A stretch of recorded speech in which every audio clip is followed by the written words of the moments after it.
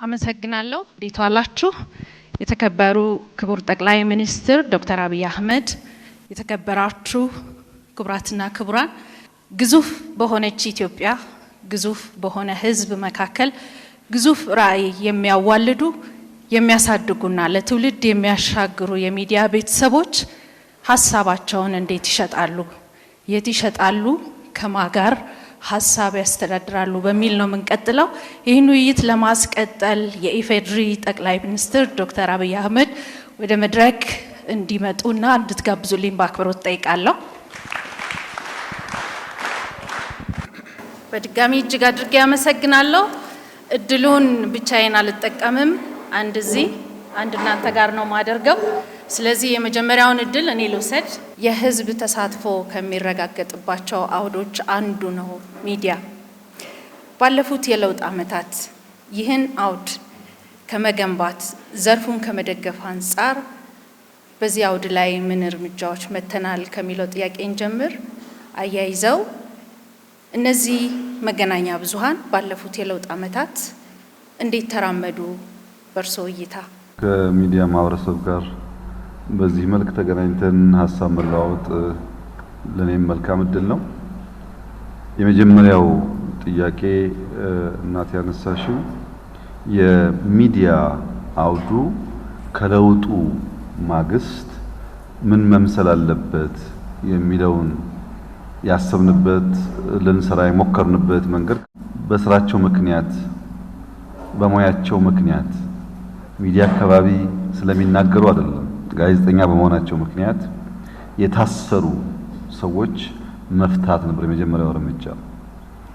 ጋዜጠኞች ከፈታን በኋላ ብሎገርስ ሆነው በዛን ጊዜ አገላለጽ አሁን ወይ ዩቲዩብ ወይ ፌስቡክ እንደምንለው ሊሆን ይችላል ብሎገርስ ነበሩ። እነሱ እንዲከፈቱ ሆኗል። ኢትዮጵያ ከውጭ የሚሰራጩ ሚዲያዎች በሾርት ዌቭም በቲቪም ጃም ታደርግ ነበር። ከዚያ በፊት የጃሚንግ ስርዓቱ እንዲቀር ተደርጓል። ምንም አይነት ሀሳብ እንዳይታፈል ለመልቀቅ ተሞክሯል። የተዘጉ ሚዲያዎች፣ ሀገር መግባት የማይፈቀድላቸው ሚዲያዎች ወደ ሀገር እንዲገቡ ተፈቅዶላቸዋል። ከሚዲያቸው ጋር ተያይዞ የተከለከሉ ጋዜጠኞቹም እንደዚሁ መግባት መስራት እንዲችሉ ተፈቅዶላቸዋል። አሳሪ ህጎች በተለይ የጸረ ሽብር ህጉ ከሚዲያ ጋር ተያይዞ ለመናገር እድል የሚሰጥ ስላልነበረ ያም እንዲሻሻል ተደርጓል። ነገር ግን በሪፎርሙ የነበረን ሚዲያን የመክፈት ሁሉም ሀሳብ ካለከልካይ እንዲንሸራሸር ማድረግ ምንም ችግር አልባ ጉዞ አልነበረም። የሚዲያ ማህበረሰቡ ልክ ታስሮ እንደቆየ ጥጃ ነበር። ታስሮ የቆየ ጥጃ ሁለት ባህሪዎች አሉት። አንደኛው ባህሪው ታስሮ በመቆየቱ ምክንያት እንቅስቃሴ ስላለመደ ይተሳሰራል። እግሩ እንደፈለገ አይታዘዝለትም። በዚያ ምክንያት ሚዲያው ሲከፈት ዘሎ መግባት የተቸገሩ ሰዎች አሉ። ሁለተኛው የጥጃው ባህሪ ደግሞ ዝም ብሎ መዝለል ነው። እቃም ቢኖር መጣድም ቢኖር መዝለል መስበር ነው። ገና ጉዞ የሚለማመድ ስለሆነ በዚያ መልክ ልክ ሚዲያው በቀላሉ ወደ ኢንዱስትሪው መግባት የተቸገሩ ሙያው ያላቸው እውቀቱ ያላቸው ሰዎች አሉ። ወደ ሙያው ደግሞ ሲገቡ ኤቲክስ የሚባል ነገር ያልተከተሉ ነፃነትን በቅጡ ማስተዳደር የተሳናቸው ሰዎች ነበሩ። በዚያ ውስጥ ነው እንግዲህ የተንሸራሸረ አሁን ባለበት ደረጃ የደረሰው ከነችግሩም ቢሆን ማለት ነው። የኛም ጉዞ ልክ እንደዚህ ተፈትሾ ምን ጉዳት ምን ጥቅም ነበረው፣ ምን ጠንካራ ምን ደካማ ጎን ነበረው እያሉ እየፈተሹ መሄድ ያስፈልጋል። ከሪፎርም በኋላ የሚዲያ አውዱ እንከን አልባ ሆኖ ሁሉ ነገር የተመለሰለት አይደለም። በመረጃ በገንዘብ አልፎ አልፎም የሚናገሩ ሰዎችን በማግለል ችግሮች አሉብን። ባህል ስለሆነ የሚለቅ ስላልሆነ በንጽጽር ደግሞ የተከፈቱ ጉዳዮች አሉ። ያንን መጠቀም ላይ ግን ሙያተኞች በተለይ ሙያተኞች መልሶ ማሰብ ህግን ሙያን እንዴት አጣምረው የሚፈልጉትን ስራ እንደሚሰሩ ማስኬድ ላይ ተጨማሪ ራሳቸው መፈተሽ የሚኖርባቸው ይመስለኛል። ክቡር ጠቅላይ ሚኒስትር እጅግ አድርጌ አመሰግናለሁ። ሚዲያዎች ባለፉት 8 የለውጥ ዓመታት ያስመዘገቡትን ለውጦች አይተናል። በተለይ የክልል ሚዲያዎች የሀገራችንን እምርታ ከማስመዝገብ አንጻር እንዲሁም ለትርክት ግንባታ ያደረጉትን አስተዋጽኦ እንዴት ይገልጹታል? አመሰግናለሁ። ዛሬ ክልል ሚዲያዎች ምን ሚና ነበራቸው ለሚለው ባልተሟላ መረጃ ላሳስታችሁ አልፈልግም። ነገር ግን የሚዲያ ቋንቋ ሎካሊ ሲበዛ ለምሳሌ በፋና እንደቀረበው ከአንድ ሴንተር የሚሰራጨው ብቻ ሳይሆን በየብራንቾቹ ሎካል ስራዎችን ማሰራጨት ሲጀምሩ በዚያው ልክ ሐሳብ ሁሉ ጊዜ የሚተክለው ነገር ስላለ የሚሰራው ነገር ስላለ የሎካል ሚዲያዎች የሪጅን ሚዲያዎች ሚናቸው ቀላል ነው ብዬ አላስብም። ግን በተሟላ መንገድ በኩራት ለመናገር ዳታ ያስፈልገኛል። ማን ምን ሰራ፣ ምን ያክል ሰራ፣ ምን ያክል አጠፋ፣ እነሱን ሳላቅ ደግሞ ዝም ብዬ ብናገርም ትክክል ስለማይመጣ ከመስፋቱ ጋር ተያይዞ ያሉ መልካም ስራዎች ይኖራሉ። ከመስፋቱ ጋር ተያይዞ ያሉ ደግሞ የሙያ እጥረቶች በፌደራልም በክልልም ሊያጋጥም እንደሚችል ግን መገመት የሚያስቸግር አይመስለኝም። ዩኒቨርሲቲዎች ወይም የትምህርት ተቋማት የብዙ የሚዲያ ዘውጎችን ያስተምራሉ። በከፍተኛ ትምህርት ተቋማት የተለያዩ ቲዎሪዎችን ይማራሉ። እኛ ደግሞ ሀገራችን ልትገነባ የምትፈልገው አለ። ከለውጡ በኋላ ሀገር በቀል የሆኑ ኢትዮጵያዊ የሆኑ ብዙ ፖሊሲዎች፣ ብዙ ሪፎርሞች መጥተዋል።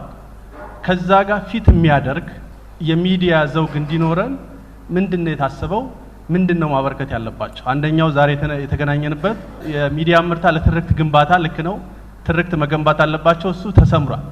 ከዛ በተጓዳኝ ሚዲያዎቹ ሊያበረክቱት የሚችሏቸው አስተዋጽኦች አሉ። ገጽታ መገንባት፣ የምርመራ ጋዜጠኝነት ወዘተረፈ የምንላቸው ማለት ነውና በምን መንገድ ሀገራቸውን ቢያገለግሉ ውጤታማ ይሆናሉ፣ የብልጽግና ጉዞን ማሳካት ይችላሉ የሚል ጥያቄ አለኝ። በጣም አመሰግናለሁ።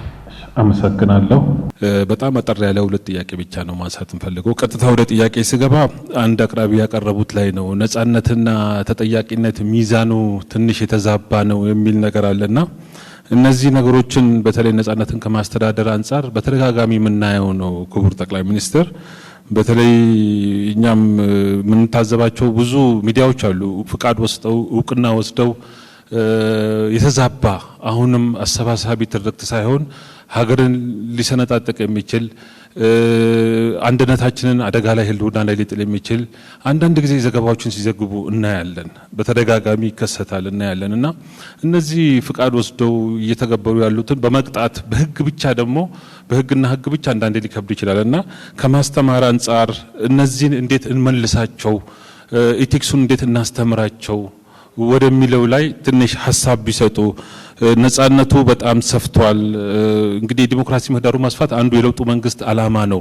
ግን ያንን በጣም አልተለጠጠም ወይ? እስቲ እርስዎ እዚህ ላይ ክቡር ጠቅላይ ሚኒስትር ምን ሀሳብ አሉት? ሁለተኛና የመጨረሻ ጥያቄ ከዲጂታል ሚዲያ ጋር በተያያዘ እውነት ሁሉም ሚዲያዎቻችን ዛሬ ሪፖርት ያቀረቡት ዲጂታል ሚዲያ በጣም ወሳኝ እንደሆነ እየሰሩበት እንደሆነ በጣም ትልቅ ምርታ እየመጣ እንደሆነ ዘመኑ ያመጣውና ትውልዱም በዲጂታል ሚዲያ እየሄደ ነው። እንግዲህ እንደምናውቀው ዲጂታል ሚዲያዎች በአሁኑ ጊዜ በጣም ታዋቂዎቹ እነ ዩቲዩብ፣ ፌስቡክ፣ ሌሎች የመሳሰሉት ናቸውና እኛም እንደ ሀገር በቀል የራሳችን ሶሻል ሚዲያ ፕላትፎርሞች ከማልማት አንጻርና ጠቀሜታውና አስፈላጊነቱ እንዲሁም እንደ ሀገር ያለንበት ደረጃ ምን ይመስላል የሚለውን ትንሽ እዚህ ላይ ሀሳብ ቢሰጡልን ክቡር ጠቅላይ ሚኒስትር አመሰግናለሁ። በሀገራችን በዓለም አቀፍም ደረጃ ሚዲያ ትልቁ ድርሻው ህብረተሰብን ማሰባሰብ፣ ማስተባበር፣ ልማት ስራዎችንና የሀገርን የወል ትርክት ወይም የሀገራትን ሀሳብ ማስተጋባት ነው። ከዚህ አንጻር የሀገራችን ሚዲያዎች እንዴት ይገመግሟቸዋል የሚለውን ጨምረው። የኢትዮጵያ ሚዲያዎች በምን ቅርጽ በምን መልክ ስራቸውን ቢከውኑ ይሻላል በታስባለህ ለተባለው ያው በጽሁፎቼ ላይ እንዳስቀመጥኩት እውነት የሚናገሩ ሚዲያዎች ያዩትን የሰሙትን በኮግኒቲቭ እውቀት ብቻ ሳይሆን ኤምፒሪካል በሆነ መንገድ ያን ኢንሲደንት ከቦታው ከሁኔታው ጋር አያይዘው እውነትን የሚገልጡ ቢሆኑ ጠቃሚ ነው ብዬ አስባለሁ። እውነትን መግለጥ ቀላል ነገር አይደለም። ዋጋ የሚያስከፍል፣ ገንዘብ የሚያሳጣ፣ በወዳጅ የሚያስጠላ ብዙ ጉዳዮች ሊተረኩበት ይችላሉ። እነዛን ጀግኖ መፈጸም የሚችል ሚዲያ ቢሆን ይጠቅማል ብዬ አስባለሁ። ሁለተኛ የጋራ ማንነት ላይ የጋራ ማንነት የሚገነቡ ቢሆኑ የመጀመሪያው ከአሚኮ ጋር የነበረኝ ቆይታ 9 ዓመት ገደማ ነው። መለስ ብለህ ብታየው ይህንን ነው የሚያሳየው። ለምሳሌ የአማራና የኦሮሞ ህዝብ ታሪክ የዛሬ 100 ዓመት አይጀምርም። 300 400 ዓመት ወደ ኋላ ብትሄድ ጎንደር ላይ ወሎ ላይ የጋራ ታሪክ አላቸው። በጋራ መንግስት መስርተዋል፣ በቋንቋ ተግባብተዋል፣ ተዋልደዋል። ሚዲያዎቻችን ግን ያንን ጉድ አይፈልጉትም። ያ አብሮ የነበሩበትን ጊዜ አይፈልጉትም። በሆነ ጊዜ የተጣሉበትን ጉዳይ ያነሳሉ። ኢንሲደንት ወይም ኬዝ ስተዲ በአካዳሚክስም ይታወቃል። አንድ ኬዝ ላይ ቤዝ አድርጎ ይጠናል። ነገር ግን ሚዲያዎች ኢምፔሪካሊ ኩነትን ከወቅቱ ከከባቢ ጋር አስተሳስሮ ማሳየት ቢችሉ ኖሮ አብዛኛው የጋራ ማንነት ያጣንባቸው ልምምዶች ይቀረፋሉ ብዬ አስባለሁ። የአሚኮ ወንድሜ እንዳነሳው ኢትዮጵያ በተሰራችበት አፈር ላይ የሚለያይ ሐሳብ ያለ አይመስለኝም። ጸቡ ያለው የአፈር ያጭቃ ከተቦካ በኋላ የተሰራው ጀበና፣ የተሰራው ሲኒ፣ የተሰራው ረከቦት ላይ ነው። የተሰራበት ሶርሱ ጭቃው ላይ አይደለም ጸቡ ያለው። ቅርጽ ከወጣለት በኋላ ወይም ቡና መቅጃዋ ሹላ ረዝማለች ወይም ቡና ማቀፊያዋ ሰፍታለች የሚያጣላን እንጂ የጥቁር ህዝቦች መነሻና መገኛ መሆናችን ብዙ የሚያከራክር ጉዳይ አይደለም። ያ ሰው የጠፈጠፈውን ጭቃ የፈጠረውን አዲስ ቅርጽ ግን ኢንክሉሲቭ ማድረግ ያስፈልጋል። የጋራ ማንነት ያለው ማድረግ ያስፈልጋል። በሆነ ጊዜ ሰዎች አንድን ዘውግ አጉልቶ ሊሆን ይችላል። ያ እንደማይጠቅመን አየነው። አሁን ቆም ብለን ማሰብ ያለብን የነበረውን ብልሹ አሰራርና ልምምድ ማስፋት ሳይሆን ከዚያ መለስ ብለን በሚያሰባስበን አንድ በሚያደርገን ትክክለኛውን ቅርጽ በሚያሰጠን አንዳንዴ የተሰራውን ጀበና ብቻ ሳይሆን ጀበና የተሰራበትን ጭቃና አፈር በሚፈትሽ መንገድ ቢሆን ይበልጥ ለጉዟችን የተመቸ ነገር ይፈጥራል ብዬ አስባለሁ። ሚዲያዎች ሲቪክ ልምምድ ልክ እንደዚህ ያለ ልምምድ እንዲጎለበት ውይይት በውይይት የሚያምኑ ቢሆን ሚዲያዎች አንዳንድ ጊዜ ይቀናጁና አንድ አጀንዳ ማፍሰስ ይፈልጋሉ። ውሃ አጀንዳ እንደ ውሃ ፍሰት ነው። ማፍሰስ ሲፈልጉ የሚገዳደር ወይም የዛን ኮርስ የሚቀይር ሐሳብ ሲመጣ በጣም ነው የሚሰማቸው።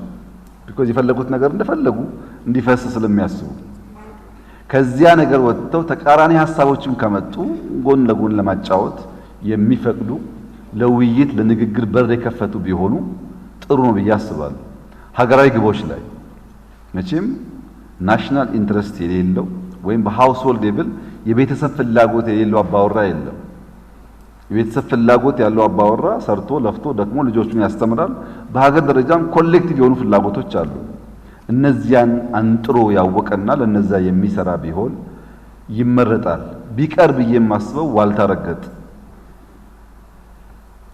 ጫፍ ላይ የወጡ የሃይማኖትም የብሔርም የፖለቲካም ክርር ያለ ነገር መጨረሻው መሰበር ስለሆነ እሱ ቢቀር። በኢትዮጵያ የባለፉት 40-50 ዓመት የፖለቲካ ታሪክ ክርር ያሉ ሁሉ ተሰብሮ አልቀዋል። በስተስልጣን ቢይዙም ባይዙም አክርሮ የተሳካለት የለም።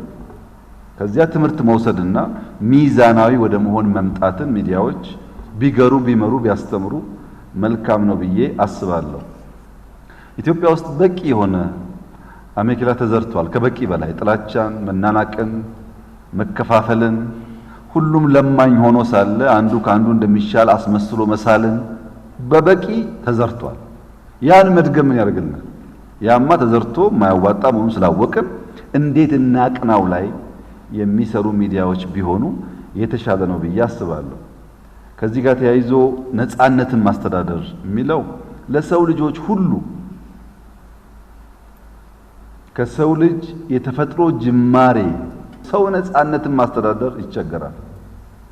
አርግ የተባለውን አያደርግም፣ አታርግ የተባለውን ያደርጋል። የሰው ባህሪ ነው። ሲያጣው በጣም ያዝናል፣ ይፈልገዋል። ሲያገኘው ያራክሰዋል። ለምሳሌ ስራ በጣም ፈልጎ በየማስታወቂያው ሲያነብ በእግሩ ሲንካተት የነበረ ሰው ስራውን ካገኘ ከአንድ ወር በኋላ ያንን ስራ እንጀራዬ ነው ብሎ አክብሮ የሙያ ኤቲክስ ጠብቆ አይሰራም። እስኪያገኘው ነው ድካሙ። ሲያገኘው ይረክስበታል። ይሄ በሚዲያውም ዘርፍ ያለ ነገር ነው። በሚዲያው ዘርፍ ህግ ሲከፈት ለመስራት አስቻይ ጉዳይ ሲፈጠር ያንን ብቻ ተጠቅሞ በህግና በስርዓት መስራት ልምምድ ላይ በጣም በርካታ ችግሮች አሉ። ከነዚህ ችግሮች አንዱ አርዕስተ ዜና መሸጥ፣ ርዕሰ ጉዳይን መሸጥ፣ ጉዳይን መሸጥ ሳይሆን ርዕሰ ጉዳይን መሸጥ። የኢትዮጵያ ሚዲያዎች አንዱ ስንክሳር ይሄ ነው። ከዚያ ቢወጣ ሪስፖንሲብል ብንሆን ብዬ አስባለሁ። ሚዲያ እኛ ብቻ አይደለንም፣ የውጭም የውስጥም ሚዲያ አለ። የውስጥና የውጭን ሚዲያ መለየት ያለብን ብዬ የማስበው የውጭ ሚዲያዎችን ማየት ያለብን ሙቀት የሚለቁ ስለ ብርሃን ግድ የማይላቸው መሆኑን ማሰብ አለብን። እኛ ግን ሙቀቱ ከብርሃን ጋር ካልሆነ ኢኳሊ ኢንላይትን የማያደርግ ከሆነ ሙቀት ብቻውን ለሎካል ሰው መፍጠርና መስራት ዋጋ የለውም ብለን ማመን አለብን። ለውጭ ሰዎች ለምሳሌ የሚዲያ ሰዎች ተወያዩ ምን ያደርግላቸዋል? የኛን መወያየት፣ የኛን መመካከር፣ የኛን መማማር አይፈልጉም። የከፋውን ነገር ይፈልጋሉ። ለምን? በሙቀት በርዕሰ ዜና በአርዕስተ ዜና ስለሚገበዩ ስለሚሸጡ። እኛስ ከአርዕስተ ዜና ገባ ብለን ጉዳዩን ከመነሾ የምናስብ ብንሆን አሰራርና ሕግን የምንከተል ብንሆን እምብዛም ግጭት ሳይፈጠር ብዙ ሀሳቦች ሊንሸራሸሩ ይችላሉ ብዬ አስባለሁ። ተጎዳው፣ ተጨቆንኩ፣ መናገር አልቻልኩም የሚለው ሰው መናገር ሲጀምር የመጀመሪያ ስራው እንዳትናገር አንተን ማፈን፣ የሱም መብት ማስከበር ሳይሆን አንተ መሸበብም ስራው አድርጎ ይነሳል። ያ እንዳይሆን ቢደረግ መልካም ይመስለኛል። ዲጂታል በፌስቡክ በትዊተር ብቻ ሳይሆን በራሱ በሜንስትሪም ሚዲያውም ቴክኖሎጂ በጣም እየተቀያየረ ነው ያለው። ያን መከተል ቅድም እንዳሉት የዋጋ ጉዳይ አለ፣ የታክስ ጉዳይ አለ። በአገር ውስጥ በቀላሉ ባለመገኘቱ ምክንያት የስራዎቻችን ኳሊቲ ከሳውንድ ሲስተም ጀምሮ ያነሰ የሚሆንባቸው ጊዜዎች አሉ። ያን ለመፍታት መጀመሪያ የሜንስትሪሙን ማዘመን ላይ ሙከራዎች ተደርገዋል። አሁን ደግሞ እንደተባለው ናሽናል ክላውድ ከገነባን በኋላ የኛ ሶሻል ሚዲያዎች አውድ ዳታ ስለሆነ እያንዳንዱ ኤክስቼንጅ ዳታ ስለሆነ ሎካል የሚቀርበትን መንገድ እየሰራን እንገኛለን። የሚዲያ ሰዎች ማወቅ ያለባችሁ እያንዳንዷ ከናንተ አፍ የምትወጣ ሐሳብ ወይም ወርድ ዴታ ናት፣ ገንዘብ ናት። ያ ገንዘብ ሌላ ቦታ የሚቆይ ከሆነ ሌላ ቦታ የሚኖር ከሆነ ለዛኛው ሀገር ጥቅም ይሆናል፣ ለኛ ጥቅም አይኖር። ለምሳሌ በአርቲፊሻል ኢንተለጀንስ መዝሙር ወይም ዘፈን ስትሰሙ አልፎ አልፎ አማርኛ ወይም ኦሮምኛ ቋንቋው የሚደክምበት ምክንያት በቂ ዳታ የለውም ሲስተሙ ማለት ነው። በቂ ልምምድ የለውም ማለት ነው። ያ በቂ ልምምድ ያለው ዳታም ያለው ውጭ ሀገር ነው፣ እኛ ጋር የለም። ያም ዘፈን ያም መዝሙር የተሰራው በሎካል ዴታ ክምችት በመጠቀም አይደለም። ይሄ ቀላል ኤግዛምፕል ነው።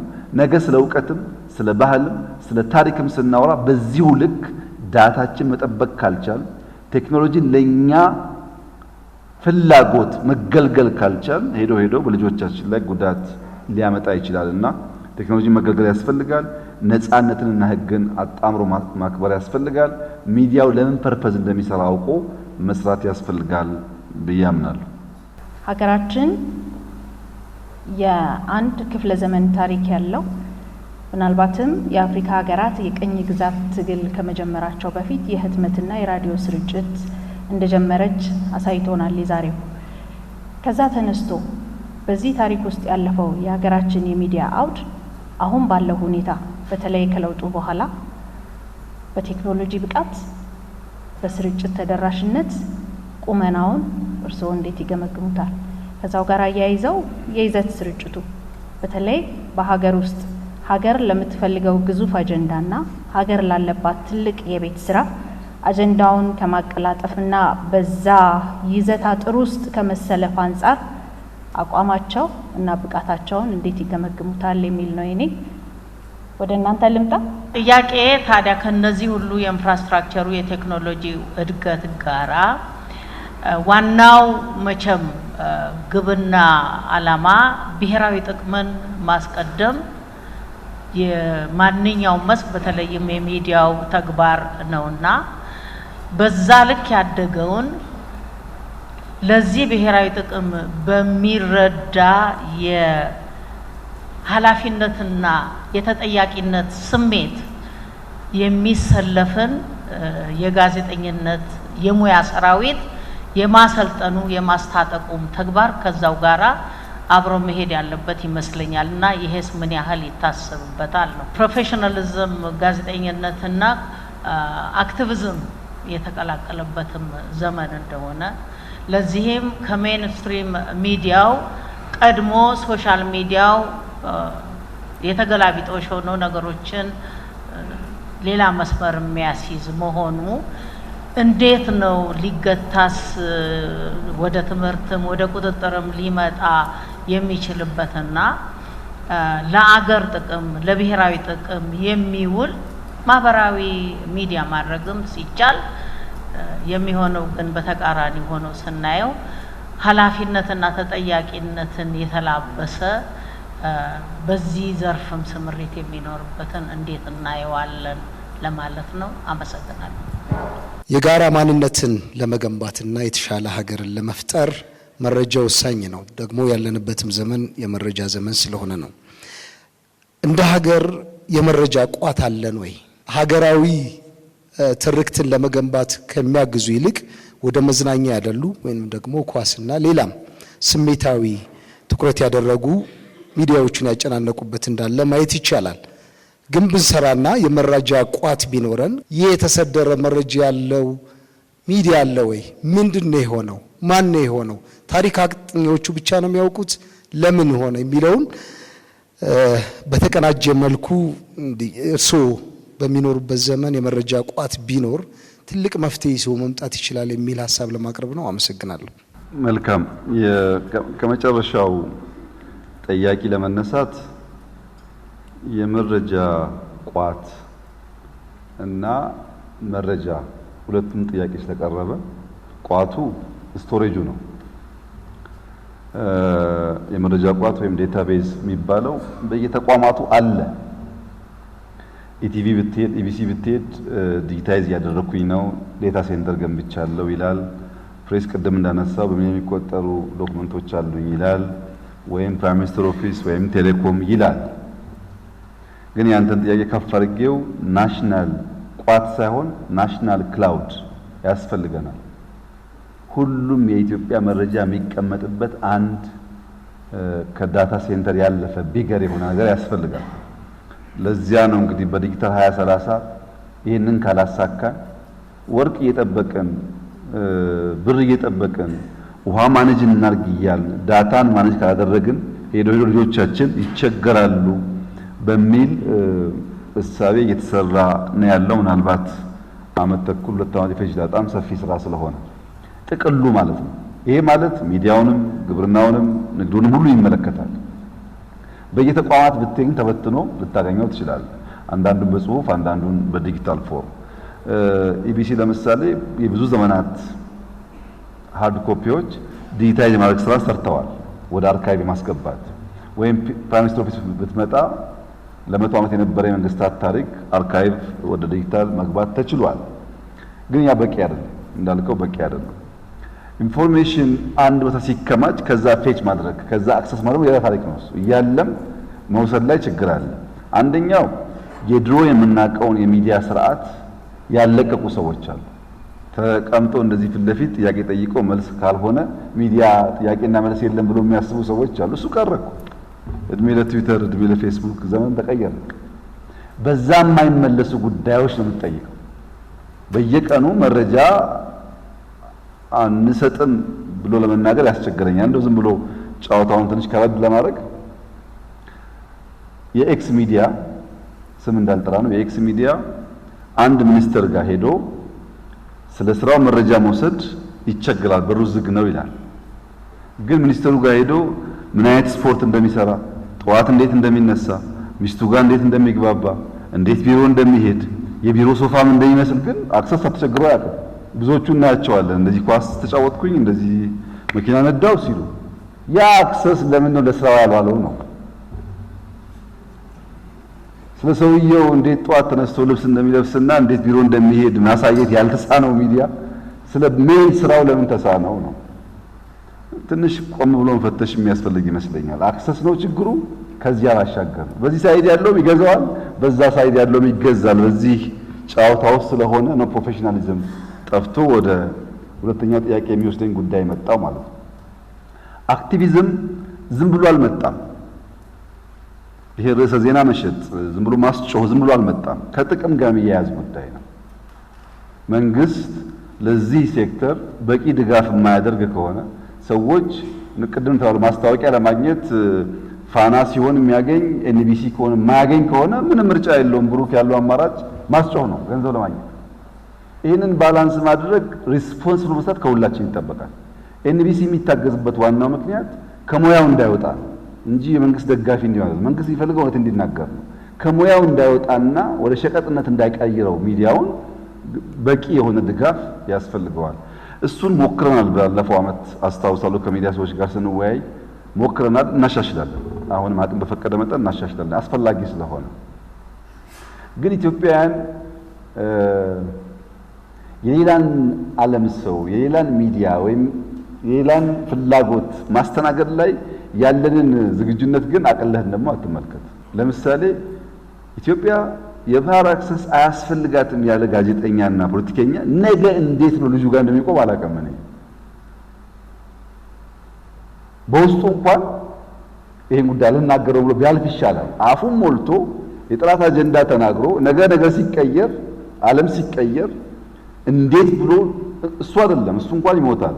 ልጁ ግን እንዴት ጓደኞቹ ፊት እንደሚቀርብ አላውቅም። ያንተ አባት እኮ ኢትዮጵያ አክሰስ እንዳይኖራት በይፋ ይናገር ነበር ዳታውን ስለሚያሳዩ ማለት ነው። በዚህ ደረጃ ነው ራሳችንን የማናከብረው፣ ራሳችንን ለሌላ ፍላጎት የምንሰጠው። ያ ችግር ከመንግስት ወገን ሊሰራ የሚገባው ነገር አለ። ሙያተኛውም ነው ሙያውን ማክበር አለበት። አሁን ቅድም መጀመሪያ ጠየቀችው እህቴ ለረጅም ዓመታት በሚዲያ ያገለገለች ስለሆነች በሷ ዘመን 10 ብር ለማግኘት ብሎ ነገር ማሞቅ በጣም ነውር ስለሆነ አታስበው። ሙያዋን አክብራ ደክማ ለይቱ ሙሉ ቆፍራ ነው የምትሰራው። አሁን ደግሞ መድከም ሰው አይፈልግም። ዝም ብሎ እየቃመ ከቦታው ሳይነሳ የፈለገውን የዓለም ጉዳይ የሚያነሳው። ቴክኖሎጂውን በሚመለከት ግን የሚዲያ ሰዎች እንድታስቡበት የምፈልገው ከዚህ ቀደም የነበረው የሚዲያ አፕሮች ተቀይሯል። አሁን ተቀይሯል። አንከር አንድ ሰው ሁለት ሰው ካለ በቂ ነው። በጣም የሚያስፈልገው 20-30 ዲፕሎማ ያላቸው ኮምፒውተር የሚያውቁ ኤአይ የሚያውቁ ሪሰርቸር ነው የሚያስፈልገው። በተደጋጋሚ ለሚዲያ ሰዎች አንስቻለሁ ይሄን ጉዳይ። ለምሳሌ እኔ የራሴ የሚዲያ ዳሽቦርድ አለኝ። በኤአይ የተሰራ በኦፕን ክላውድ የተሰራ ምፈልጋቸውን ጉዳዮች ሲስተሙ ያውቃል። ማታ ስገባ ዓለም ላይ ያሉ ለኔ የሚያስፈልጉኝን ዜናዎች ይሰጠኛል በአንድ ሰከንድ። ከእናንተ ሚዲያ ጋር የምቸገር እንዳይመስል ከዓለም ላይ ያለውን ዘርግፎ ከአናሊሲስ ጭምር ይሰጠኛል። 30 ደቂቃ ካሳለፍኩ 24 ሰዓቱም እንዳለ ይገባኛል። ዘሴሚስትሩ ኢቢሲ የሚያስፈልገው ኦፕን ክላውድ ነው። ኤአይ በጣም ብዙ ነገር አቅልሏል። ዓለም ላይ ኢትዮጵያን በሚመለከት በኢኮኖሚ፣ በዲፕሎማሲ፣ በፖለቲካ፣ በንግድ ምን ጉዳይ አለ ብትለው የዓለምን ዜና ዘርግፎ ያመጣልሃል። እሱን ነገር ትንሽ አማርኛ አድርገህ ነካክተህ መዘገብ የሚያስፈልገው። ብዙ አልቆየም፣ 2 ወር 3 ወር ሊሆን ይችላል። ከዚህ አንፃር ኢቢሲ በጣም ግንባር ቀደም ስራ እየሰራ ነው ያለው። ፋናዎችን መማር አለባችሁ፣ ኤንቢሲ መማር አለበት፣ ሌሎችም መማር አለባችሁ። ሪሰርች ቤዝድ ኢንፎርሜሽን ማሰራጨት ጀምረዋል። ሪሰርች ቤዝድ ማድረግና ኤአይ መጠቀም ብንችል አብዛኛው ስራ ይቀላል። ለምሳሌ እዚህ 4-5 ካሜራ አለ። የዚህን ፕሮዳክሽን ነገ ብናየው አንድ ሰው በአፕል ስልክ ከሚቀርጸው የተሻለ መሆኑን አናት ሹር። ሰው በስልኩ ጥርት ያለ ኮንቴንት መፍጠር እየቻለ አንተ 10 ካሜራማን ደርድረህ ማድረግ የማትችል ከሆነ መጠየቅ ያለበት ተቋሙ ነው ማለት ነው። ለምንድን ነው ኮንቴንቴ ያላማረው? በሐሳብ ብቻ ሳይሆን በኢሜጅም። ያን እያደረግን ከሄድን ሚዲያው ሊያድግ ይችላል ብዬ አስባለሁ። የኢትዮጵያ ሚዲያዎች ታሳቢ ማድረግ ያለባቸው ነገር የሚያድግ ሀገር ሚዲያዎች ናቸው።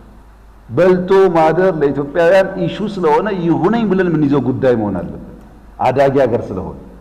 ሁለተኛ እኛ ንግድ አናቅም፣ ትሬድ አናቅም። አሁን ዛሬ ብትወስድ ፋርም ጌት ላይ የእንቁላል፣ የወተት፣ የስንዴ ዋጋ ረክሶ አርሶ አደሮች ተቸግረዋል። ያን ግን አምጥቶ መሸጥ ችግር ሆኗል ኢትዮጵያ ውስጥ። ጋዜጠኛ ማድረግ አለበት ፋርም ጌት ላይ ያለ ፕራይስ እና ሱቅ ውስጥ ያለ ፕራይስ ምን ለየው ማሰብ አለበት። ያ የለየው ንግድ አናውቅም። መረጃ ልውውጥ ችግር አለ። ስለ ንግድ በእጅጉ የማያስተምር ሚዲያ ከሆነ የኢትዮጵያ ሚዲያ አይደለም፣ ጋፓችን ስለሆነ ንግድ ብቻም ሳይሆን ስለ ፈጠራ ብዙ ክፍተት አለ።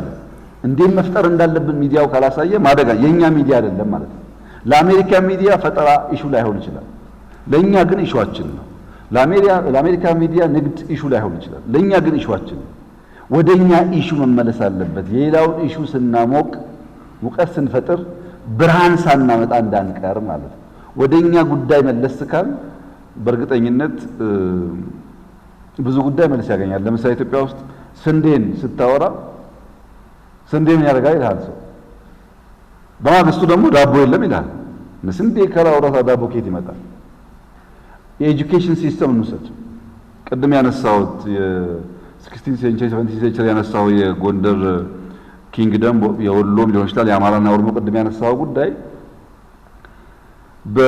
ባለፉት 150 ዓመታት በኦሮሚያ ክልል ውስጥ የኦሮሞ ልጆች ስለ ገዳ ስርዓት ትምህርት አይሰጣቸውም አልነበረም።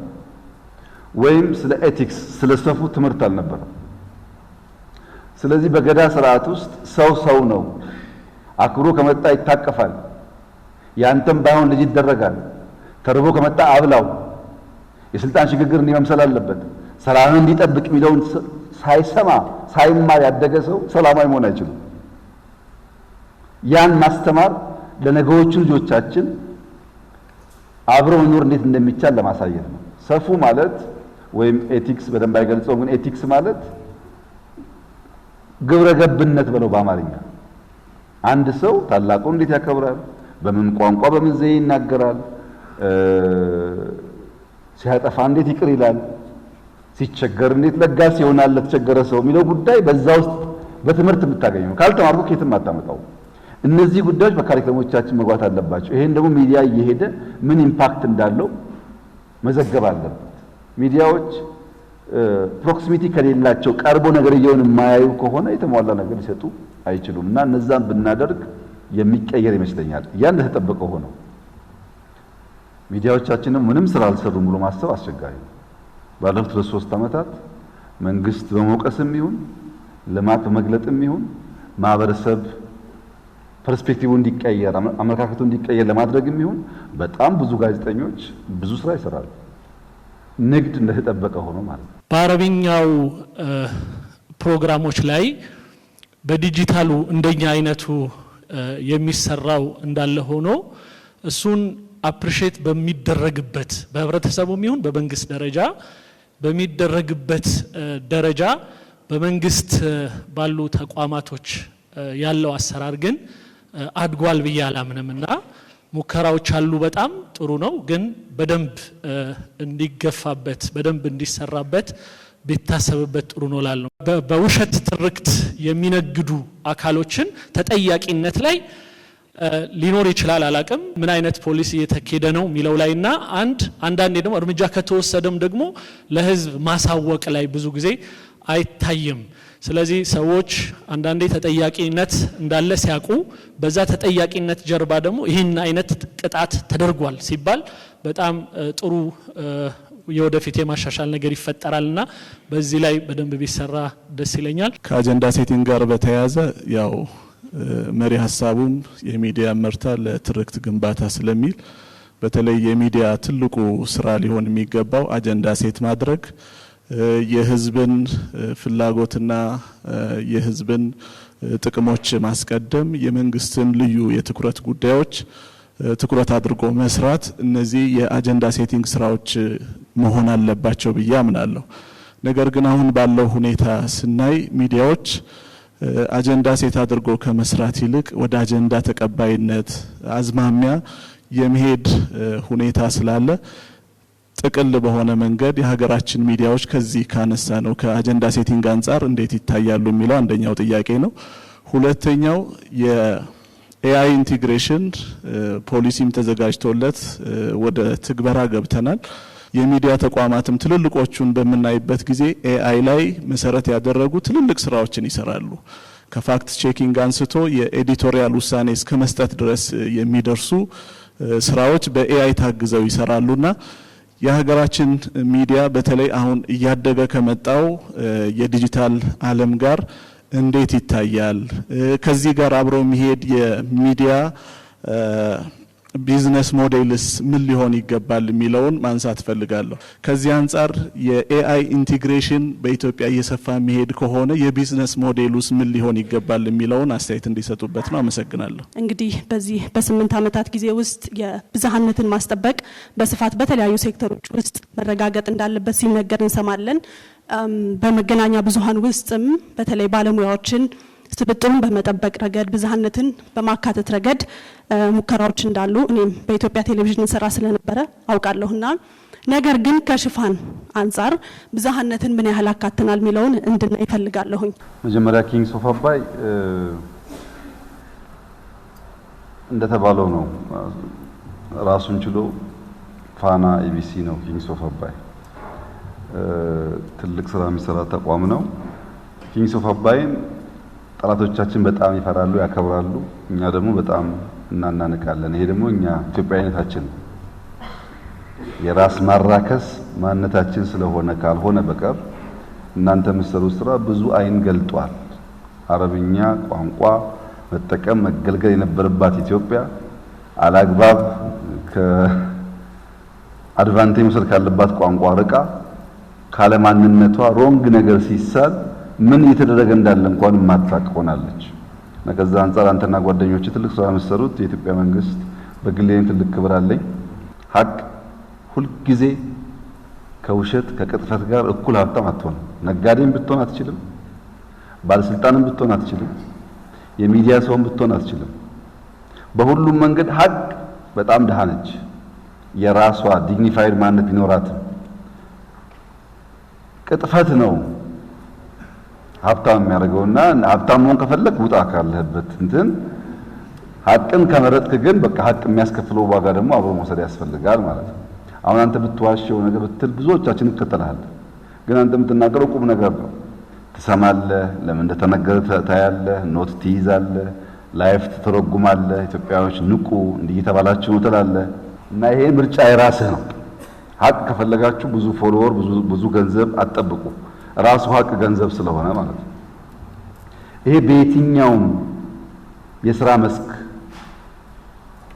የሚያጋጥም ፈተና ነው። በሚዲያ ብቻ አይደለም። ተጠያቂነትን በሚመለከት ዋናው ፖሊሲ ህግ ላይ ቅድም እንደሰማችሁት ነው። መጠየቅ ላይ ይቀርናል። የዲስኢንፎርሜሽን ሚስኢንፎርሜሽንን ብዙ ሀገራት ህግ አወጥተዋል። እኛም በአንዳንድ ጉዳዮች ላይ የፖሊሲ ክላሪቲ ያለ እምብዛም ግን ማስፈጸም ላይ ይቀርናል። የሚቀር ለምንድን ነው? ሚዲያ ጀማሪ ስለሆነ እንዳናጠፋው የሚል ስጋት አለ። ሁለተኛ ደግሞ ሚዲያ ላይ ወጣ ሰው ሁሉ ጋዜጠኛ ነኝ ስለሚል ሁሉም ሰው ጋዜጠኛ ነኝ ይላል። ጋዜጠኛ ትምህርት ቤት ሳይሄድ በጋዜጣ ላይ ምንም አይነት ይሄ ነው የሚባል አርቲክል ሳይኖረው በሆነ ዩቲዩብ አውርቶ ከዛ ለምን ዋሸ ሲባል ጋዜጠኛ ታሰረ ይላል። ጋዜጠኞችም አንተ እኮ ጋዜጠኛ አይደለም ሙያ የታለ አይሉትም። ሁሉም ሰው ፌስቡክ አለው፣ ሁሉም ሰው ጋዜጠኛ አይደለም። ሁሉም ሰው ዩቲዩብ ቲክቶክ አለው፣ ሁሉም ሰው ሙያውን ያውቃል ማለት አይደለም።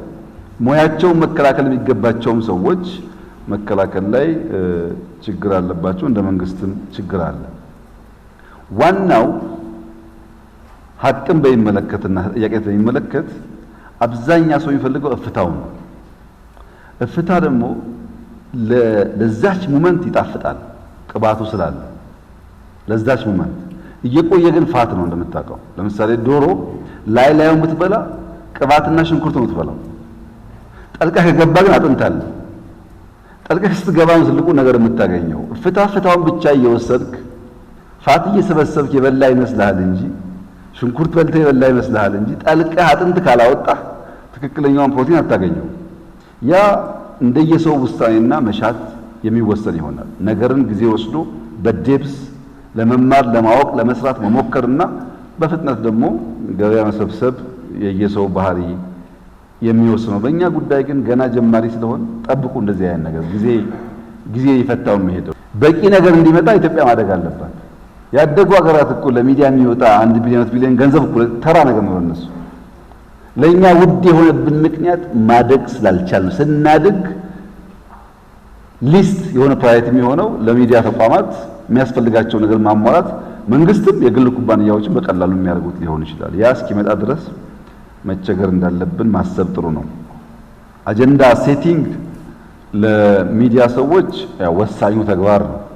አንድ የሚፈለግ የሚመረጥን ሐሳብ አንጥሮ አውጥቶ ያን ሐሳብ የሚመግቡ ዳታዎች ሰብስቦ ሰውን ኤጁኬት ማድረግ ኢንፎርም ማድረግ የሚዲያ ተቋማት ባህሪ ነው። አጀንዳ ለይቶ መጠቀም ያስፈልጋል። ብዙ ጉዳይ አላት ኢትዮጵያ። የጉዳይ ችግር የለባት። ብዙ ጉዳይ እነዛን ጉዳዮች ጊዜ ወስዶ አውቆ ማሳወቅ የሚዲያ ተቋማትና ግለሰቦች የሙያ ግዴታ ይመስለኛል። ኤአይን በሚመለከት ግን በደንብ ገብቶኝ ከሆነ ጥያቄው በተቋም ደረጃ ከሆነ ያነሳው በየሚዲያ ተቋማቱ የኤአይ ዲፓርትመንት አያስፈልግም። በየሚዲያ ተቋማቱ የኤአይ ሙያተኛ አያስፈልግም። ለምሳሌ አንተ ባለ ስልክ ብቻ ባለ ስልክ ዳሽቦርድ ብትሰራ የኢትዮጵያም የዓለም ሚዲያም ስልክ ለማግኘት ትችላለህ። ምንም የኤአይ ሙያተኛ አያስፈልግም። ሜቢ አንድ ቀን ማሳየት ብቻ ያስፈልጋል። አንድ የኤአይ ሙያተኛ አንድ ቀን ዳሽቦርድ እንዴት እንደሚሰራ ካሳየህ ከዛ በኋላ ያን አፕሊኬሽን ተጠቅመህ ማየት ትችላለህ። ሰው አያስፈልግም ማለት ነው። ኤአይ ሲባል ልክ እንደ ድሮ ሶፍትዌር ወይም ሃርድዌር ፊዚካሊ የምነካው ጉዳይ ሳይሆን እውቀቱ አለ። እውቀቱ እንዴት መገልገል እንዳለብን ካወቅን መጠቀም እንችላለን። ለምሳሌ ኢትዮጵያ ውስጥ 5 ሚሊዮን ኮደርስ ብለን ከሚሰጡ ኮርሶች አብዛኛው ኤአይ እንዴት መጠቀም እንችላለን ነው። ቨርቹዋል ነው። ከቤታችሁ ተመራችሁ ሰርቲፋይድ ሆናችሁ መገልገል ይቻላል ማለት ነው። ራሱ ኤአይም ያስተምራል። እንዴት ነው የምፈጠው ብትሉት አሁን ኤአይን እያወራው ዳሽቦርድ እንዴት ነው የምሰራው ብትለው ራሱ ይሰራላል፣ እያሳየ እየነገረ። ብዙ ከባድ ነገር አይደለም። ሰዎች ቴክኖሎጂካል ሳቪ ካለመሆንና ካለመሞከር ነው እንጂ የሚያጥራቸው ብዙ የሙያተኛ ነገር የሚያስፈልገው ጉዳይ አለ። ራሱ ኤአይ ደጋፊ ስለሆነ አሁን ኢቢሲ ለምሳሌ ኦፕን ክላውድ የሚጠቀም ከሆነ የላይሰንስ ፊ ሊኖረው ይችላል።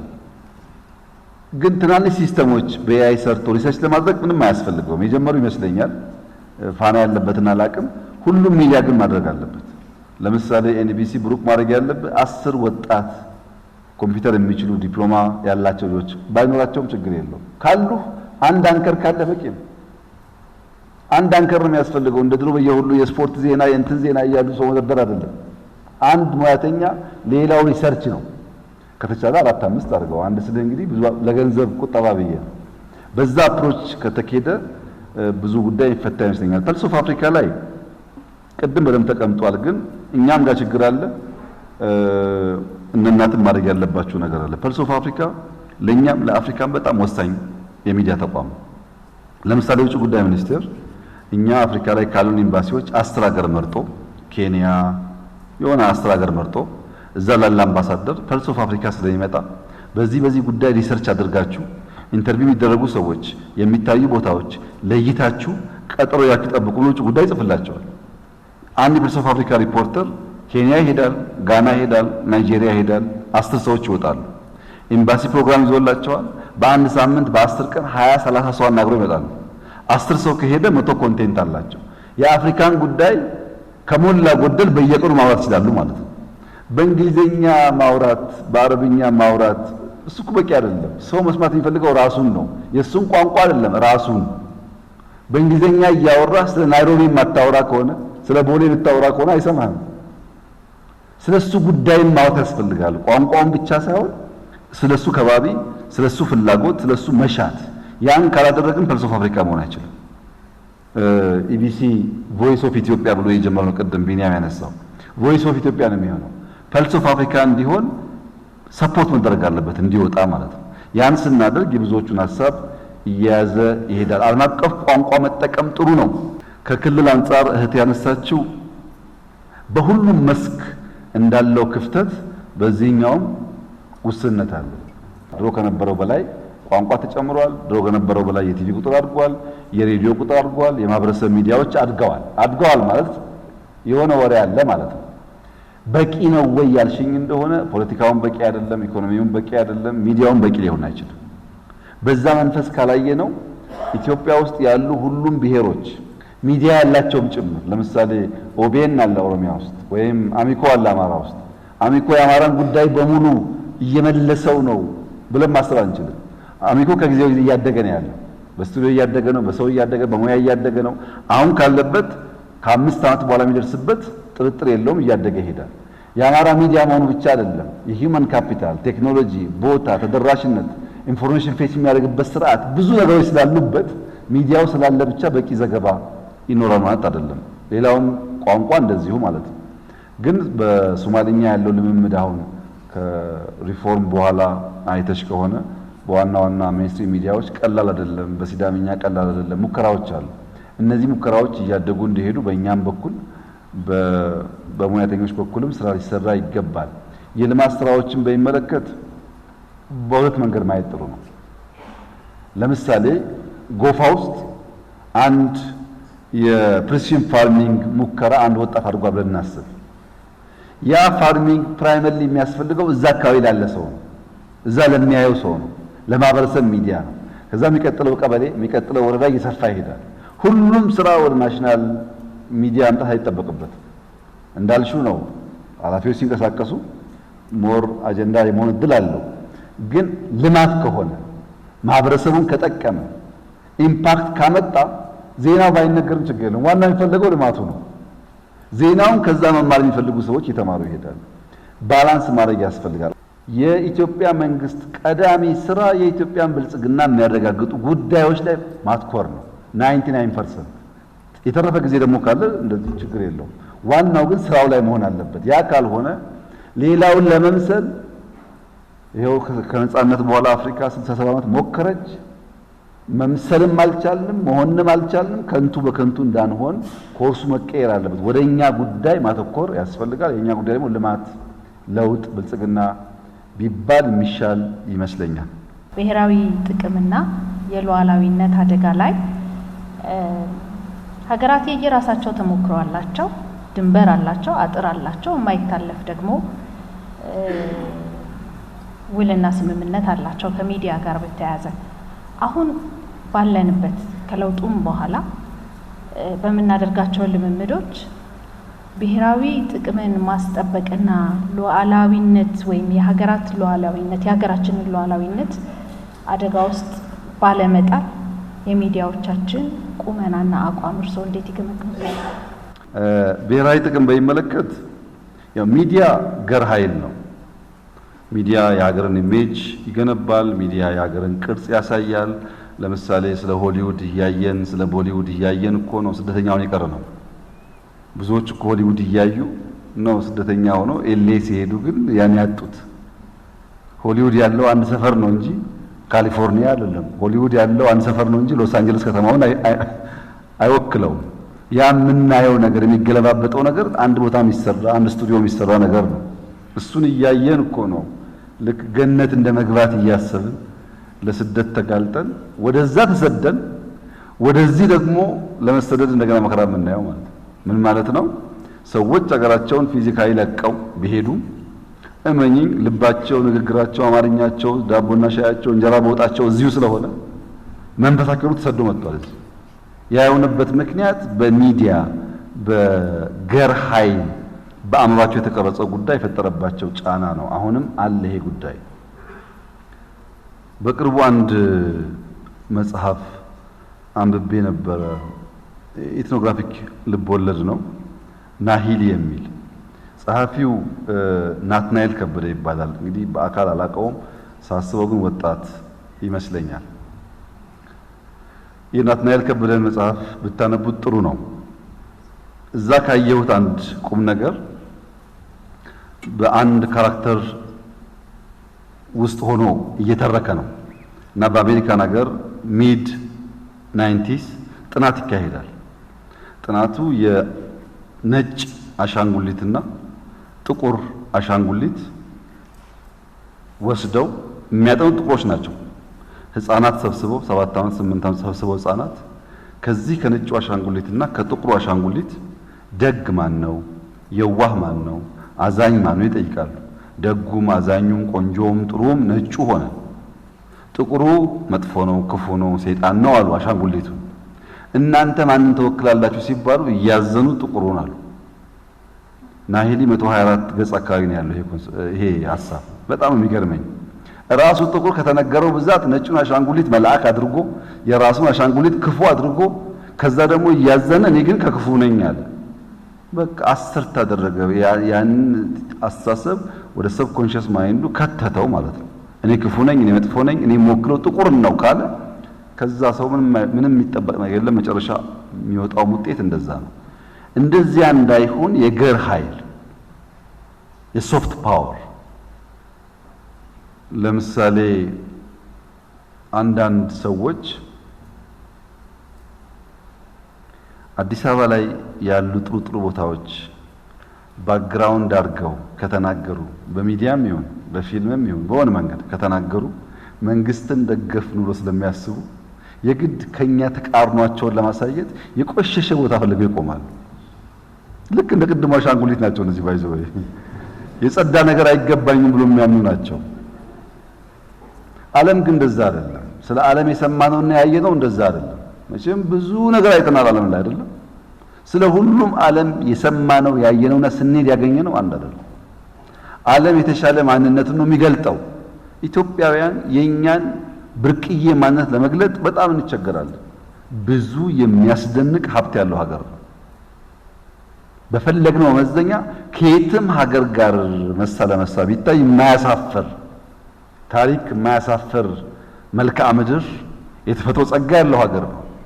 ያን ለመደበቅ መታተር፣ መሰቃየት፣ መቸገር ተገቢ አይደለም። መገለጥ ያለበት ነገር አለ። አንድ ሌላ ወጣት ይመስለኛል በግምት ትርኳሽ የሚል ልቦለድ በቅርቡ አይቼ ነበር። ልጁ ሰይድ ሙያ አህመድ ይባላል እና አንዳንድ ሰዎች የወንድም ልጅ ነው ወይ ብሎ ይጠይቁኛል። ብዕሩን እያዩ የወንድሜ ልጅ አይደለም፣ ግን ወሎ አካባቢ መቼቱ ጠበብ ያለ ነው። እንደ ናሂል ሰፊ ነው መቼቱ፣ ይሄ ጠበብ ያለ ነው። ወሎ አካባቢ ላይ ነው የጻፈው። አንድ መንደር ላይ የማህበረሰቡን ባህል፣ ሰርጉን፣ ለቅሶውን፣ ሀዘኑን የሚዋደዱ ሰዎች እንዴት ባህል አፍኖ ሸብቦ ይዟቸው ያለ መግለጥ ተቸግረው እስከምን ዋጋ እንደሚከፍሉ የአንድን ማህበረሰብ እሳቤ ብቻ ሳይሆን የአኗኗር ዘይና በለት የሚገጥማቸውን ችግር ግልጥ አድርጎ የሚያሳይ ነው። አሁን እንደዚህ አይነት ጽሁፎች ያን ቦታ ጓጉተን እንድናይ፣ ወሎ ሄደን ወረዳው እንድንፈልግ፣ ያ የተባለው መልክዓ ምድር እንድናይ፣ ያችን ካራክተር እንድንፈልጋት ያስገድዳል። ይሄ ሶፍት ፓወር ነው። ይህ ልጅ ቢያቅም ባያቅም ወሎ አካባቢ ላይ ያለውን ባህልና እስላም ክርስቲያኑ ያለውን መዋሃድ አንድ ሰው አንድ ወጣት አንዷን ወጣት ወዶ ለመግለጥ በመቸገሩ ምክንያት ምን ያክል ዋጋ እንደሚከፍል በደንብ አሳይቶናል። ይህ በየቦታው በዚያ መንገድ ቢገለጥ ብዙ ሰዎች ጓግተው የብሔራዊ ጥቅማችን ምን እንደሆነ አስተናስለው እንዲያዩ የሚያግዝ ነገር ይመስለኛል። የወባ ትንኝ ወባ አይደለችም። የወባ ትንኝ ቬክተር ናት እንጂ እሷ ወባ አይደለችም። ወባው ያለው ከአፏ ስትነክሰን ነው በሽታው የሚተላለፈው እንጂ ትንኛዋ ወባ አይደለችም። እኛ ግን ወባውን ለማጥፋት ቬክተሯን የምንገለው ተሸካሚውን ነው የምንገለው። ለምን? ተሸካሚው ካልሞተ በውስጡ የተሸከመው መርዝ ልናጠፋው አንችልም። ከሚዲያ ጋር ተያይዞ የሌሎች አጀንዳ፣ የሌሎች ፍላጎት፣ የሌሎች ሐሳብ ልክ እንደ ወባ ትንኝ እያመጡ መርጨት፣ በእምነት በብሔር በሆኑ ጉዳዮች መርጨት እንደ ወባ ትንኝ እንኳን መገደል ባይኖርባቸው እንደ ወባ መከላከያ የሆነ ነገር አድርገን ልጆቻችንን ካልጠበቅን በስተቀር የተነደፈ ማህበረሰብ የሚፈጠረው። አንዳንዴ አጀንዳ ሴቲንግ ቅድም ወንድሜ እንዳለው ይገርመኛል። አንዳንዱ ሐሳብ እንዴት ሰው ገዝቶት ያለ ማራገብ የሚሞክረው ሙከራ ከናሽናል ኢንተረስቱ አንጻር ማለት ነው። ለምሳሌ የቀይ ባህር ጉዳይ እንዴት የኛ ሆነ፣ እንዴት ከኛ ሄደ ምርምር ይፈልጋል። እንዴት ማግኘት እንችላለን፣ እንዳናገኝ ምን ያክል ሰው ይፈልጋል፣ እንዴት አድርገን ነው የምናሳካው፣ ብዙ ስቃይ ይፈልጋል። አትሊስት ግን ኢትዮጵያውያን ያስፈልገናል ላይ መግባባት አለባቸው። በዚያ ምክንያት እኮ ነው መከራ የምናየው። ማዳበሪያ እኛና ኬንያ ገዝተን ኬንያ ናይሮቢ አድርሰው የሚሸጡበት ዋጋና እኛ ኢትዮጵያ የምናመጣበት ዋጋ አንድ ሊሆን አይችልም። ነዳጅ እኛና አንዱ ጎረቤት ሀገር ገዝቶ ሊሆን አይችልም። ፕራክቲካሊ እያየ ነው መከራው፣ ችግሩን እያየ ነው። ይሄ ጉዳይ እኮ ያስፈልጋል ብሎ ለማሰብ እንዴት ኢትዮጵያውያን ያውም ሚዲያ ላይ የምናወራ ሰዎች እንቸገራለን። ስናሳካው መዋጋት የለብንም፣ ሰው መሞት የለበትም ምናምን አካባቢ ዲፍረንስ ይኖር ይችላል። አስፈላጊነቱ ላይ ግን መለያየት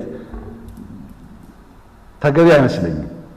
ጋዜጠኞች ገለልተኛ አቋም መያዝ አለብን። መንግስት ጋር ከተጠጋጋን ስለ መንግስት ካወራን ይሄ ጥሩ አይደለም ብሎ የሚያስቡ አጠቃላይ አርቶ አካባቢና ጋዜጣ አካባቢ ያለው ስታቤ እንደዛ ነው። ጋዜጠኛ ግን ገለልተኛ አይደለም። ውሸት ነው። ገለልተኛ የሚባል ነገር የለም። ከግል ጥቅም ነው ጋዜጠኛ ገለልተኛ መሆን ያለበት። ከራሱ ጥቅም ገለልተኛ መሆን አለበት። ከኮሌክቲቭ ጥቅም ግን ገለልተኛ መሆን አይችልም። ዜግነት የሌለው ጋዜጠኛ የለም። ለሰው ልጅ ደህንነት የማይገደው ጋዜጠኛ ሊኖር አይችልም። ያዳላል ማለት ነው። ሰው እንዳይሞት ካለ ያዳላል ማለት ነው። ሰው በልቶ ማደር አለበት፣ ልማት ያስፈልጋል ካለ የሆነ ፍላጎት አለው ማለት ነው።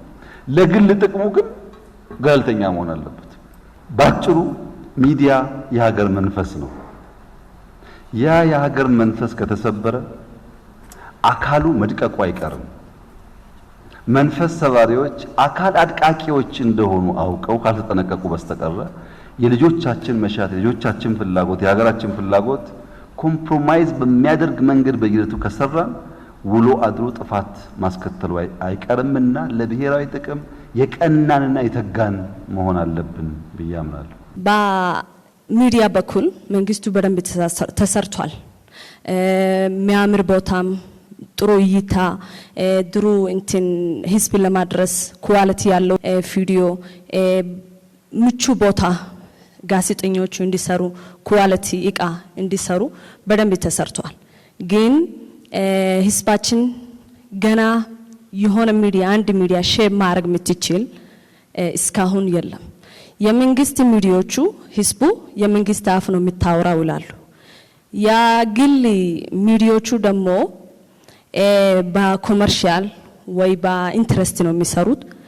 ያገባውበት ኢንትረስት ደግሞ ያወራሉ። የሶሻል ሚዲያ ደግሞ እሱ በየመንገዱ ሄዷል። እንዴት ነው ይሄኛው ግርግዳ መፍረስ የምንችለው? አንድ ሚዲያ በሁሉም ክልል ሚስማማበት የኢትዮጵያ ህዝብ ሙሉ ሚስማማበት ሼር የምታረገው የኢትዮጵያ ዓለም ላይ መትሸጥ የምትችለው የጋዜጠኛ ወይ የባህል የምናምን ምንም ሁሉም የካተተበት እንዴት መስራት እንችላለን? የብሔራዊ ሚዲያዎችን ወይ አዲስ አበባ አካባቢ ላይ ያሉት ሚዲያዎች የሚያገኙት እገዛ መቼ ነው ወደ ክልል ሚዲያዎችም በዚሁ አጋጣሚ የሚመጣው ነው? አመሰግናለሁ። የመጨረሻ ጥያቄ ነው። ቅድም ካነሱት ጋር ብሔራዊ ጥቅም ብቻ ሳይሆን የድህረ እውነት ፈተና ጊዜ ላይ ነው ያለነውና ከዚህ ከዲጂታል ቴክኖሎጂ ጋር ተያይዞ በእውነትና በሐሰት መካከል ያለው መስመር ደብዝዟል። መደብዘዙ ብቻ ሳይሆን ከዚህ ተነስቶ የሚወጡ መረጃዎች የግለሰቦችን አስተሳሰብ በመግራትና ከዛም ተነስቶ ሀገራትና መንግስታት ፈተና ውስጥ ገብተዋል። በእኛ ሀገር የድህረ እውነት ፈተናን ለመሻገር ምንድነው የሚገባ?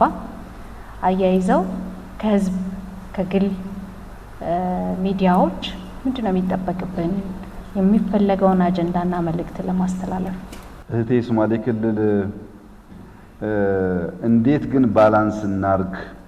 የግሉና የመንግስቱ ሚዲያ ላይ ያለ የእሳቤ ችግር እዚህ ጋር ንግድ ነው፣ እዚህ ደግሞ የመንግስት አፍ ይባላል ያልሽው ትክክለኛ ፈተና ነው።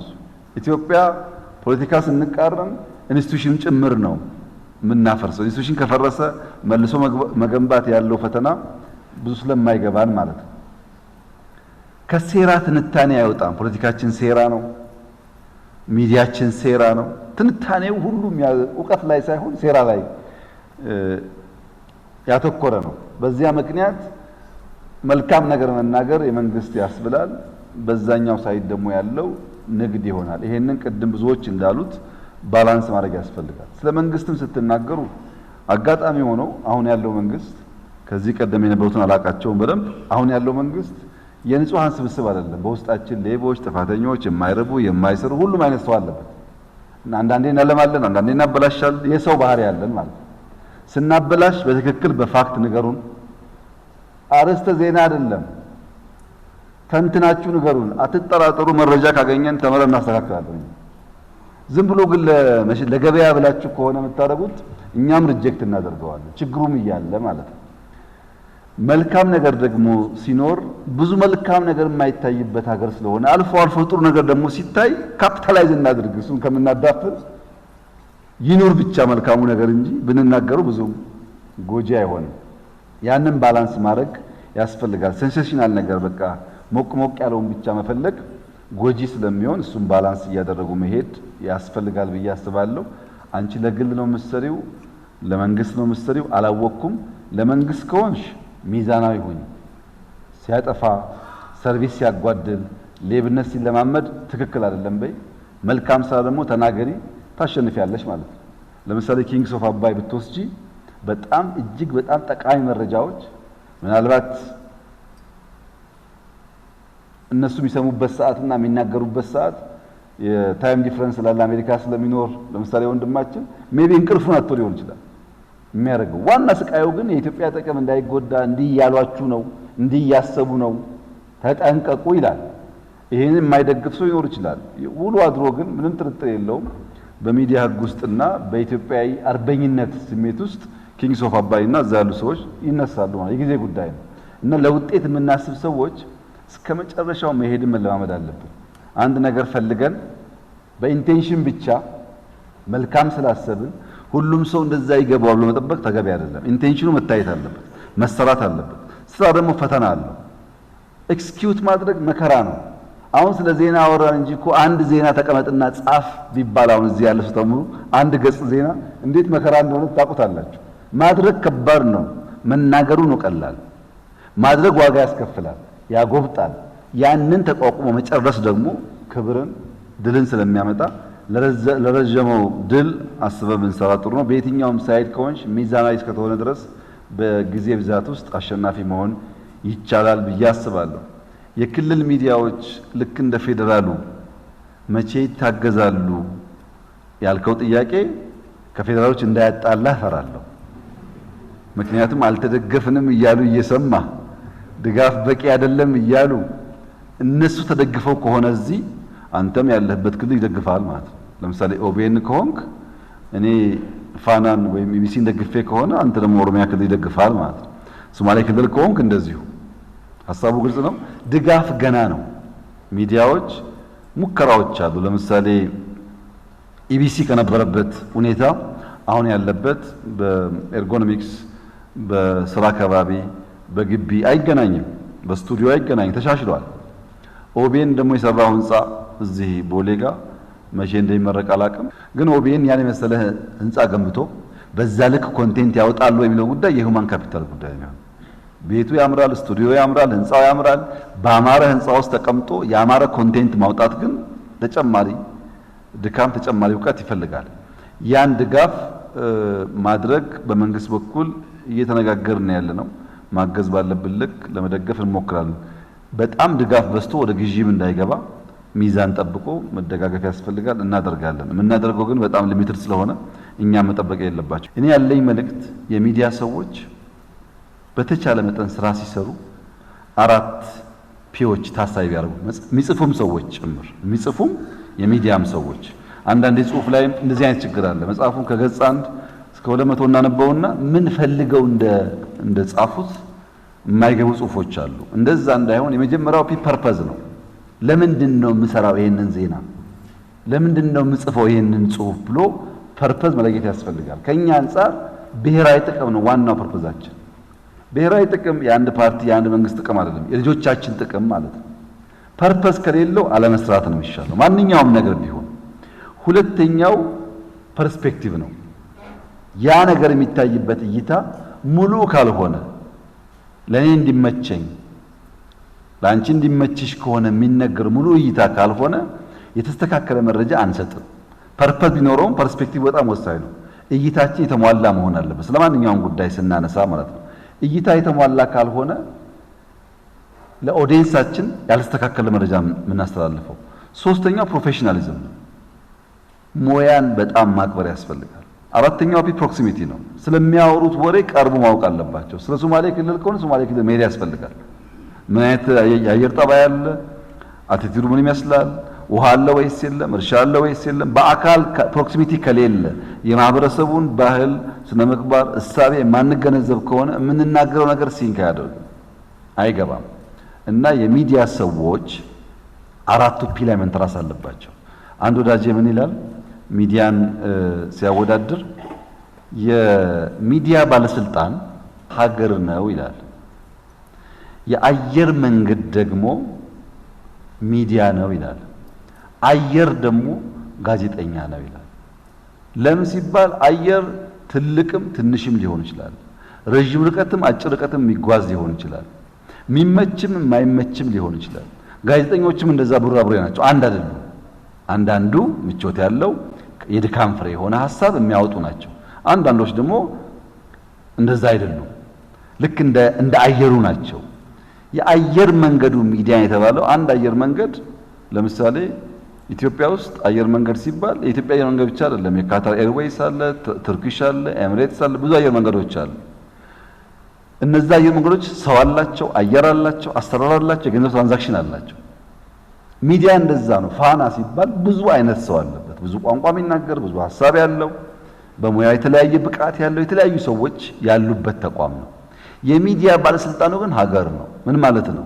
የካታር ኤርዌይስ ሲመጣ በዚህ ሰዓት በዚህኛው መስመር ትመጣለህ ብሎ ይወስናል። ለሚዲያ ከሆነስ ፍሪኩዌንሲ ይሰጣል፣ ህግ ያበጃል።